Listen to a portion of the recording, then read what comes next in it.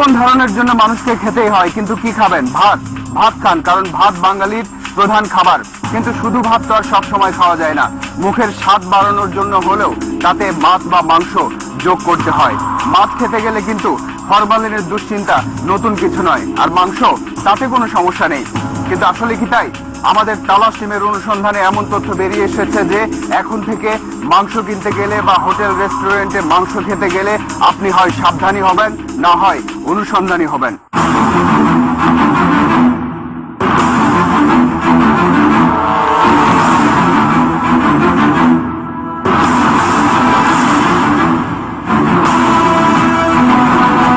কি মরা মুরগি দিয়েছেন, মাথা খারাপ হয়ে আছে গা?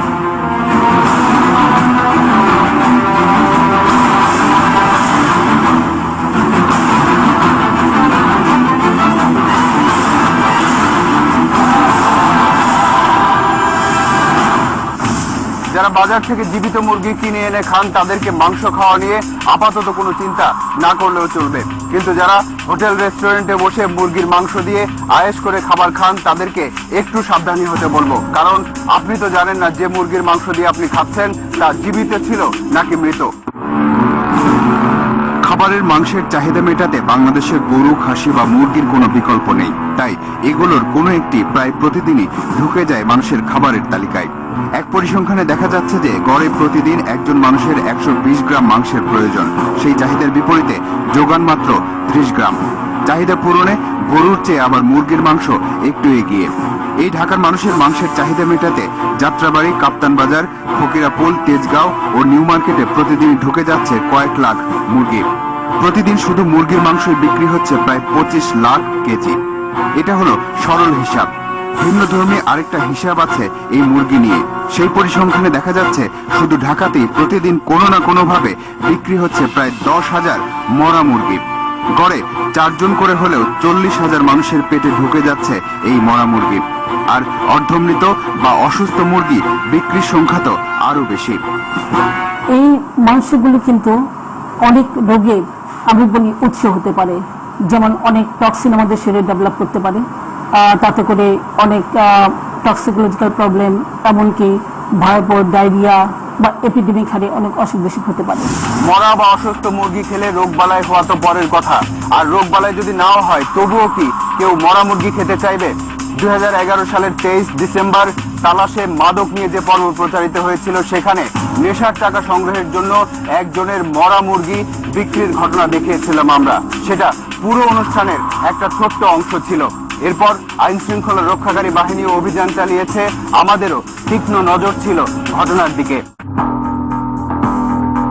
9 এপ্রিল 2012 তেজগাঁও রেল স্টেশন, ঠিক পেছনেই মুরগির আড়ত। পূর্ব পরিকল্পিতভাবে র্যাবের একটি দল অভিযান চালালো এখানে। উদ্ধার করা হলো 102টি মরা মুরগি, আর হাতে নাতে ধরা পড়লো 2 মুরগি ব্যবসায়ী। আরো সহজভাবে বলতে হয় মরা মুরগি ব্যবসায়ী। একজন দেলোয়ার হোসেন দেলু, অন্যজন রেশমা আক্তার কালী।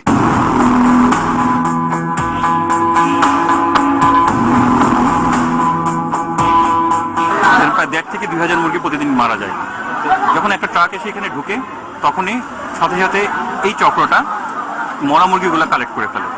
তো সাথে সাথে এই 15টা 20টা ছিলে গোপন স্থানে তারা সরিয়ে ফেলে। আইন শৃঙ্খলা রক্ষাকারী বাহিনীর এমন অভিযানের সাথে সাথে যদি মরা মুরগির ব্যবসা বন্ধ হয়ে যেত, তাহলে আজ হয়তো আপনাদের সামনে এই বিষয় নিয়ে আমাদেরকে দাঁড়াতে হতো না। কিন্তু অবাক ব্যাপার হলো, শতাধিক মরা মুরগি সহ 2 জনকে আটক করার পরও ঠিক 10 দিনের মাথায় ওই একই জায়গা থেকে আরো 2 জনকে গ্রেফতার করা হয়, আরো বেশি মরা মুরগি সহ। আইন শৃঙ্খলা রক্ষাকারী বাহিনী তাদের কাজ করতে থাকুক। তালাশ টিম এবার মরা মুরগির ব্যবসার অলিগলিতে নেমেছে। রাত 10টা পার হলেই ঢাকার 5 মুরগির বাজারে ঢুকতে শুরু করে মুরগির ট্রাক। আসার পথেই প্রতি ট্রাকে প্রায় 10 থেকে 15টি মুরগি মারা যায়। এসব মরা মুরগি কখনো ট্রাকের নিচে, কখনো খোলা জায়গায় চলে যায়।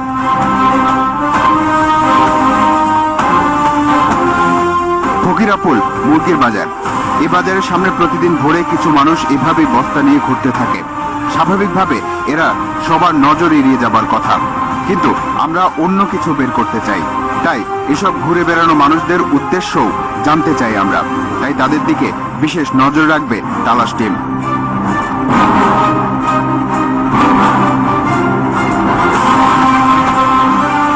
এবার এই বাজারের ভেতরে ঢোকা যাক।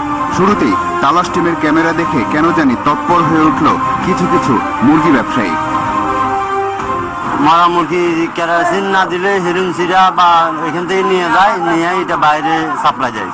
তার মানে অনেক সন্দেহজনক ব্যাপার আছে এসবের মাঝে, আর সেই সন্দেহ থেকে যেসব প্রশ্ন মাথায় আসে তার উত্তরগুলো আছে ওইসব ঘুরে বেড়ানো মানুষদের কাছেই। সেই উত্তরগুলো খুঁজতে রাজধানীর বেশ কয়েকটি প্রতিষ্ঠিত মুরগির বাজারে নজর রাখে তালাশ টিম। চলুন দেখে আসি সেই নজরে কি কি ধরা পড়েছে। যাত্রাবাড়ি মুরগির বাজার। এই ব্যক্তির কাজই হলো মরা মুরগি সংগ্রহ করে আলাদাভাবে ড্রামে ফেলা। সেই কাজটি করছে সে।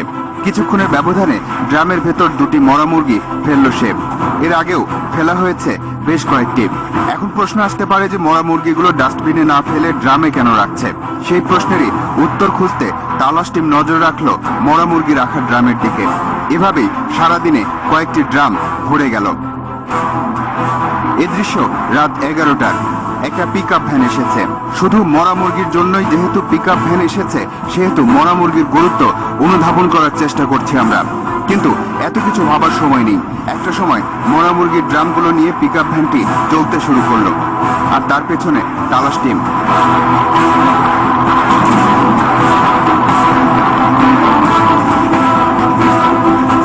রাত 12টা। পিকআপ ভ্যানটি রাজধানীর কারওয়ান বাজার রেল ক্রসিং এর সামনে থেমেছে। মরা মুরগির আরো একটি ড্রাম উঠানো হলো ভ্যানে।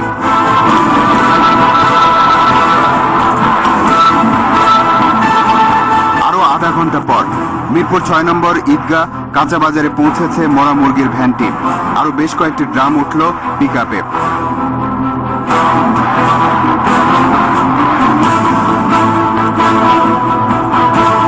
রাত 2টা। মিরপুর ছেড়ে যাচ্ছে ভ্যানটি। এরই মধ্যে পুরো ভ্যান মরা মুরগির ড্রামে ভরা। তখনও তার পেছনে তালাশ টিম। রাত 2:30টা। দক্ষিণখান এলাকার রেলগেট পুকুর পাড়। দৃশ্য দেখে মনে হচ্ছে আর অনুসরণ করার প্রয়োজন হবে না, কারণ মরা মুরগির ভাগ্যে কি জুটছে সেটাই হয়তো এখানে দেখতে পারবো আমরা।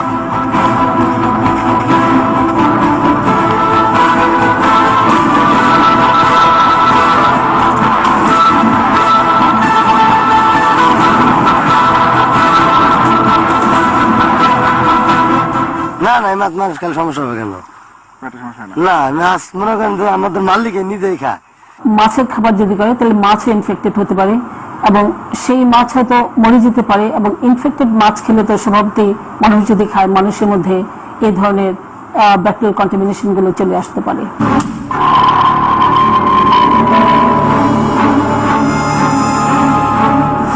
আমরা ভেবেছিলাম মরা মুরগিগুলো হয়তো মানুষের খাবারের জন্যই কোথাও নিয়ে যাওয়া হবে।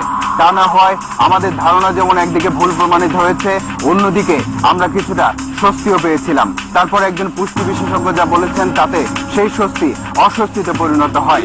যাই হোক, এবার আমরা দেখব খামারের মুরগিগুলো আসলে কি খেয়ে বড় হচ্ছে, আর তাতে আমাদের কিছু যায় আসে কিনা। হাজারীবাগ চামড়া শিল্প এলাকা।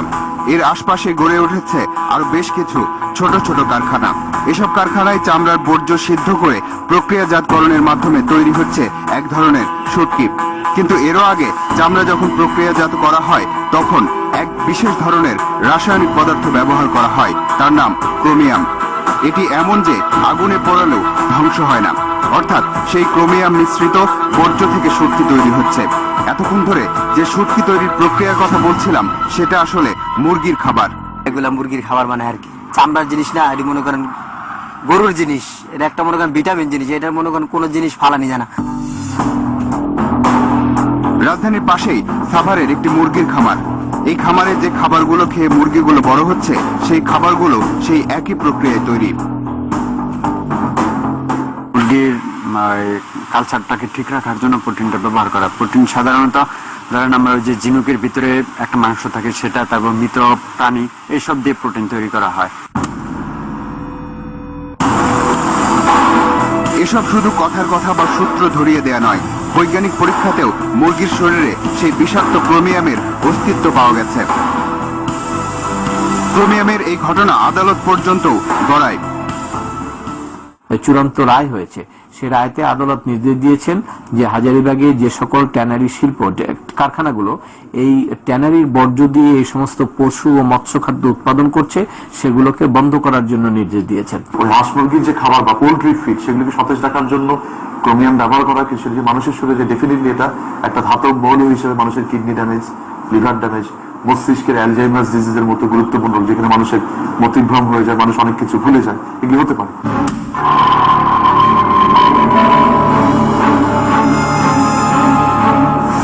এ নিয়ে আদালতের রায়ের পর পাল্টা আপিল করে মুরগির খাবার তৈরি করা ব্যবসায়ীরা, যার চূড়ান্ত শুনানি এখন পর্যন্ত হয়নি। এ কারণে ওই প্রক্রিয়াও থেমে নেই। আরো মজার তথ্য হচ্ছে কি পরিমাণ ক্রোমিয়াম এভাবে মানবদেহে ঢুকলে তার ক্ষতিকর, তার কোনো মান এখন পর্যন্ত নির্ধারিত নেই। আর এই মান নির্ধারিত না থাকা প্রসঙ্গে বিজ্ঞানীরা বলছেন পৃথিবীতে কোনো দেশের মানুষই মাংসে ক্রোমিয়ামের কথা চিন্তাও করতে পারে না, শুধু বাংলাদেশেই এমন ঘটনা ঘটছে। চলুন আবারও ফিরে যাই সেই মুরগির বাজারেই। রাজধানীর সবচেয়ে বড় মুরগির পাইকারি বাজার কাপ্তান বাজার। জীবিত মুরগি কেনার পর মাংস বানানো হয় এখানে। হোটেল রেস্টুরেন্টগুলোতে মুরগির চাহিদা বেশি থাকে, তাই একসাথে অনেক মুরগি কাটার ধুম খুব সকালে এই বাজারে ঢুকলেই দেখা যাবে। একটা মুরগির খাঁচা চোখে পড়ল, যার মধ্যে বেশ কিছু জীবিত মুরগি, সাথে কয়েকটি মরা মুরগিও আছে। যার যতটুকু প্রয়োজন তাকে ততটুকু মাংস দিয়ে আসে এখানকার মাংস ব্যবসায়ীরা। এরকম একজনকে অনুসরণ করলো তালাশ টিম। মাংসগুলো নিয়ে যাওয়া হলো খিলগাঁওয়ের একটা রেস্টুরেন্টে।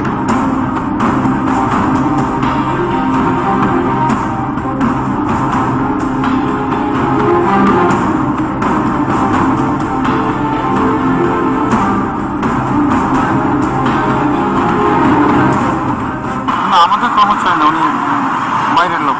বাইরের লোক মানে ওদের পার্টি? পার্টি না, আপনারা বললে অর্ডার দিলে ওরা দিয়ে যায়? আমরা অর্ডার দিলে ওরা দিয়ে যায়।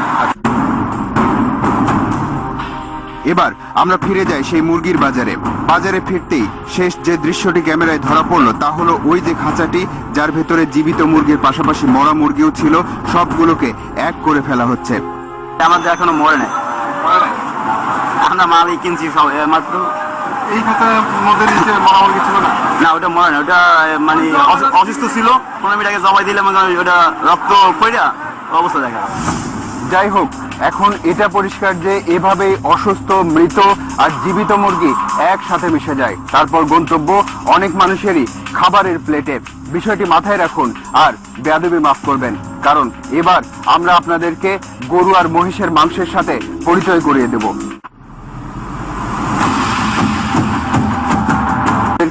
গরু আর মহিষের মাংসের সাথে পরিচয় করিয়ে দেব।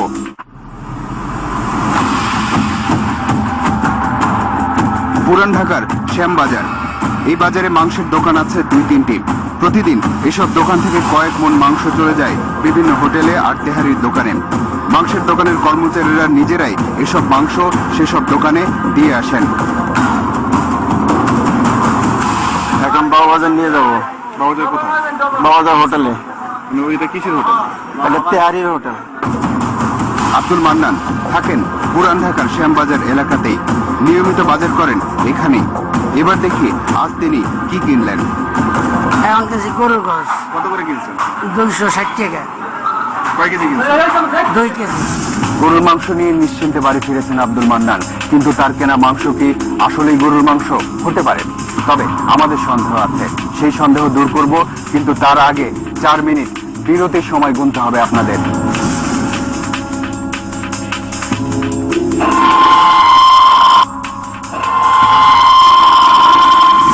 আব্দুল মান্নান গরুর মাংস কিনেছিলেন সকাল 7টায়, কিন্তু সেই গরুর মাংসের উৎস খুঁজতে তালাশ টিম আগের রাত থেকেই নজর রেখেছিল। সে দৃশ্য আব্দুল মান্নানের চোখে পড়বে কিনা আমরা জানি না, কিন্তু আপনারা যারা দেখছেন তারা বুঝতে পারবেন কিসের মাংস কি নামে বিক্রি হচ্ছে।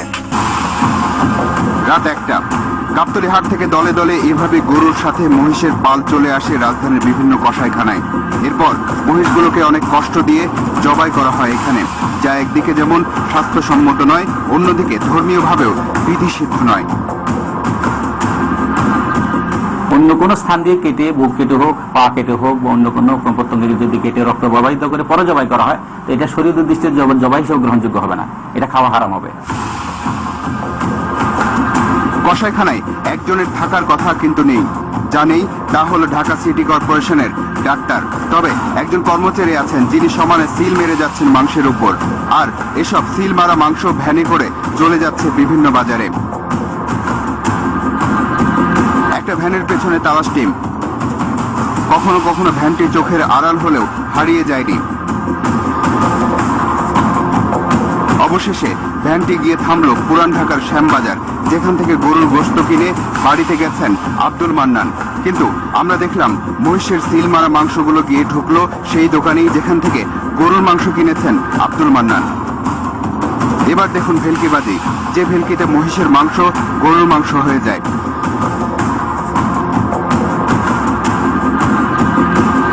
এবার যদি প্রশ্ন করা হয় ওই আব্দুল মান্নানকে গরুর মাংস বলে আসলে কিসের মাংস দেয়া হয়েছে? মহিষের। তালাশ টিম এবার মোহাম্মদপুর কসাইখানায়। গরু মহিষ সমানে জবাই হচ্ছে। পশুর স্বাস্থ্য পরীক্ষার জন্য ডাক্তার তো দূরের কথা, ঢাকা সিটি কর্পোরেশনের কোনো কর্মচারীকে সেখানে পাওয়া যায়নি, এমনকি সিল মারারও কোনো বালাই নেই। তাই কোনটা কিসের মাংস কিছুক্ষণের মধ্যে এখানকার লোকজনেরও পক্ষে বলা কঠিন হয়ে যাবে, ক্রেতারা তো আরো দূরের কথা। মাংসের উপরে ছিল এটা মানে এটা আমি সঠিক জানি না। কোনো ডাক্তার না, শুধু গরু প্রতি 50 টাকা করে ফিস লাগা। আমাদের জনবল এখন ঠিক মতো আসেনি, আমরা পাইনি, সেভাবে সেট আপ করতে পারিনি, তা আমাদের একটা সমস্যা আছে। এই তাহলে অবস্থা। একটা ভালো বুদ্ধি হতে পারে যে মাংসকে মাংস হিসেবে খাবেন, গরু বা মহিষ বিচার করার দরকার নেই। এবার তাহলে আবারও মরা মুরগির ব্যবসায় ফিরে যাওয়া যাক, কারণ দীর্ঘদিন লেগে থাকার পর একটা মরা মুরগির ব্যবসার সিন্ডিকেটকে খুঁজে পেয়েছে তালাশ টিম। এবার আমরা সেই সিন্ডিকেটের সাথে পরিচিত হব।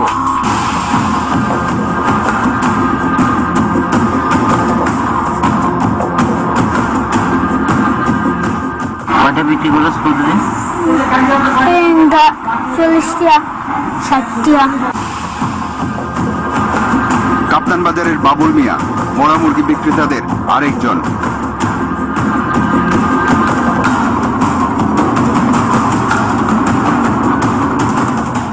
ময়লা ড্রামের ভিতরে বসে বসে মুরগি ছিল, এরপরে ব্যাগ ভরে লিয়া জায়গা মরা মুরগি বেছে। এই যে বলতেছে মরা মুরগি বেচেন, সে আন্দাজে বলতেছে। বাবু মরা মুরগি বিক্রেতাদের অন্যতম হোতাই বলা যেতে পারে তাকে। প্রতিদিন মরা মুরগি বিক্রি করাই বাবুর পেশা। একদিন এই কাজ করে বাড়ি ফেরার দৃশ্য ধরা পড়ে তালাশ টিমের ক্যামেরায়। 1 মাস ধরে ফলো করে রাখছেন, মাগার আমি বুঝতে পারিনি আপনি মিডিয়ার লোক। আচ্ছা, মিডিয়ার লোক হলে আপনি আমার জীবনে লাগাল পাইতেন না। এবার তার আগের দিনের দৃশ্য দেখুন। ওরা জানে এটা মরা মুরগি? না, ওরা জানে না, ওরা জানলে লইতেন। কি বলেন? হ্যাঁ, কি বলেন? ওই চুরি বিরানি সাহেবরা লয়, ওই কারণে লয়া বলছি। হাসেম চিনেন? হ্যাঁ, হাসেম। হাসেম কই? হাসেমে নেই তো, এখানে কি করে? ওই কাজই করে। এতক্ষণ যাদেরকে দেখলেন তারা শুধু একটা নির্দিষ্ট ধাপে কাজ করে, তারা শুধু মরা মুরগি সংগ্রহ করে। পরের ধাপে আরেকজন আছে যে সেই সংগৃহীত মরা মুরগি বিক্রি করে। তাকে না পেলে এই মরা মুরগির ব্যবসার সিন্ডিকেট সম্পূর্ণ হবে না। নাম তার হাসেম। সেই হাসেমের সন্ধানে এবার তালাশ টিম। ভোর 5টা, কাপ্তান বাজার রাজধানীর সবচেয়ে বড় মুরগির বাজার বলে সেখানেই বারবার ফিরে গেছি আমরা। তালাশ টিমের একজন অতি সাধারণ বেশে ঘুরছে বাজারে। হঠাৎ চোখে পড়লো বেশ কিছু মরা মুরগি নিয়ে একজন ডাস্টবিনে ফেলে দিল। কিছুক্ষণ পর একজন মুরগিগুলো কুড়িয়ে অন্য জায়গায় নিয়ে গেল। এরপর মাংসগুলো বিক্রির উদ্দেশ্যে যাত্রা করলো একজন, তার নাম হাসেম। তার পেছন পেছন তালাশ টিম। যাত্রা শেষ হলো কেরানীগঞ্জের আলম মার্কেট এলাকায় গিয়ে। একটা বাড়িতে মুরগিগুলো সরবরাহ করলো সে, যেখানে প্রতিদিন প্রায় 150 মানুষের জন্য খাবার রান্না করা হয় এবং কর্মজীবী মানুষদের দুপুরের খাবার হিসেবে সরবরাহ করা হয়। এরপর দেখুন সেই হাসেম কি বলে। কি মরা মুরগি লইছে? আপনি মাথা খারাপ হয়ে আছে? আমরা তো জানতাম না এটা মরা মুরগি। কিন্তু এত কম দামে মুরগি কিভাবে কিনতো এই মহিলা? আমরা তো জানি যে তাজা মুরগি আর গোশত মনে করেন জানছে টাটকা গুছের মতো। কোনোভাবেই স্বীকার করছে না হাসেম। না মুরগি অনেক মুরগি জব হয়ে জায়গা ওই মুরগি পরে বোঝা গেল গণপিটুনির ভয়ে সেখানে মুখ খুলতে সাহস পায়নি হাশেম। পরে অবশ্য সব স্বীকার করেছে হাশেম। মুরগি মরা মুরগি এক ছাড়া চুরি করে না ওই যে আইল্যান্ডের সাইডে রাখছে। হ্যাঁ হ্যাঁ ওই দিকতে ওই ছাড়া সহ কাইটটা দিছে বেচা যা ব্যস্তাম দুইজনে অর্ধেক অর্ধেক লয়ে যেতাম। আমরা যেমন দীর্ঘদিন ধরে অনুসন্ধান করে একটা মরা মুরগির ব্যবসার সিন্ডিকেটকে আপনাদের সামনে হাজির করেছি, প্রত্যাশা থাকবে যাদের ব্যবস্থা নেওয়ার তারাও অন্য সিন্ডিকেট গুলোকে খুঁজে বের করবে এবং এমন অপরাধ বন্ধে প্রয়োজনীয় ব্যবস্থা নেবে। এবার যেতে হবে, আজ চলে যাচ্ছি কিন্তু যাচ্ছি না। পরবর্তী অনুসন্ধান শেষে তালাশ টিম আবারও এসে দাঁড়াবে আপনাদের সামনে। দর্শক, আপনাদেরকে নিয়ে আপনাদের জন্য এই অনুষ্ঠান। লিখুন এই ঠিকানায়। প্রযোজক তালাশ, ইন্ডিপেন্ডেন্ট টেলিভিশন, 149-150 তেজগাঁও শিল্প এলাকা, ঢাকা 1208। ইমেইল করতে পারেন talash@independent24.tv এই ঠিকানায়। আপনার অনুসন্ধানী মনের দরজা জানালা খোলা রাখুন। কিছু বেরিয়ে এলে আমাদেরকে জানান।